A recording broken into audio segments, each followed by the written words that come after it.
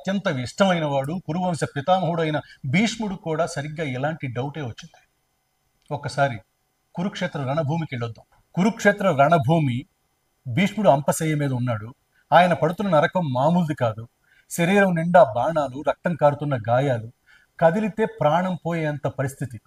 అంతటి పుణ్యాత్ముడికి జీవితం మొత్తం ధర్మం త్యాగాల మయం. అలాంటి మహాత్ముడికి ఇంతటి కష్టం ఏంటి? కోర్స్ ఆయన కావాలనుకున్నప్పుడు చావు వస్తుంది, కానీ పుణ్యకాలం కోసం వెయిట్ చేస్తున్నారు. కానీ ఈ లోపు శరీరానికి ఎందుకు అంత కష్టం? దీని వెనకున్న కర్మరహస్యం మన ఊహకు కూడా అందదు. దేవుడి లెక్క ఎక్కడా ఎప్పుడూ తప్పదు. ఈ చిన్న సంఘటన వింటే మన కష్టాల పట్ల మనకున్న భయం, దేవుడి మీద ఉన్న కోపం రెండూ పోతాయి. కురుక్షేత్ర యుద్ధం ముగిసింది. రణరంగం అంతా నిశ్శబ్దం. గద్దలు, రాబందులు శవాల్ని పీక్కు తింటున్నాయి. ఆ శవాల మధ్యలో అంపశయ్య మీద, బెడ్ ఆఫ్ యారోస్ మీద భీష్ముడు పడుకొని ఉన్నాడు. ఒక్కసారి ఊహించండి, ఆ పరిస్థితి ఎంత దారుణంగా ఉంటుందో. వందలాది బాణాలు శరీరానికి ఒకవైపు నుంచి రెండో వైపుకు దూసుకొచ్చాయి. అదే బాణాల మీద పడుకున్న ఆ వృద్ధుడి పరిస్థితి ఎంత దయనీయంగా ఉంటుంది. ప్రతి ఊపిరి ఒక యుద్ధంలా ఉంది, ప్రతి క్షణం ఒక నరకంలా ఉంది. అలాంటి సిచ్యువేషన్లో అప్పుడు అక్కడికి జగన్నాటక సూత్రధారి శ్రీకృష్ణుడు వచ్చాడు. శ్రీకృష్ణుడిని చూడగానే భీష్ముడి కళ్ళల్లో నుంచి నీళ్లు ఉబికొచ్చాయి. గొంతు పెగుల్చుకుని అడిగాడు, కృష్ణ, వాసుదేవ, నేను ఇప్పుడు అంపశయ్య మీద పడుకొని ఉన్నాను, నరకం చూస్తున్నాను.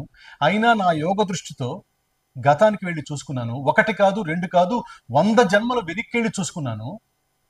నేను ఎక్కడా ఎవరికి ఏ హాని తలపెట్టలేదు, ఎవ్వరికీ అన్యాయం చేయలేదు, ఎవ్వరికీ ద్రోహం చేయలేదు, ధర్మాన్ని తప్పలేదు. అయినా నాకు ఈ నరకం ఏంటి? మంచిగా ఉండటమే నా తప్ప అని ఆవేదనతో ప్రశ్నించాడు. భీష్ముడి ఆవేదన విన్నాక కృష్ణుడు చిరునవ్వు నవ్వాడు. ఆ నవ్వులో ఎంతో అర్థం దాగి ఉంది. తాత, నువ్వు నీ దివ్య దృష్టితో 100 జన్మల వెనక్కి చూసావు. కానీ కర్మ అనేది నువ్వు చూసిన దగ్గర ఆగిపోదు తాత.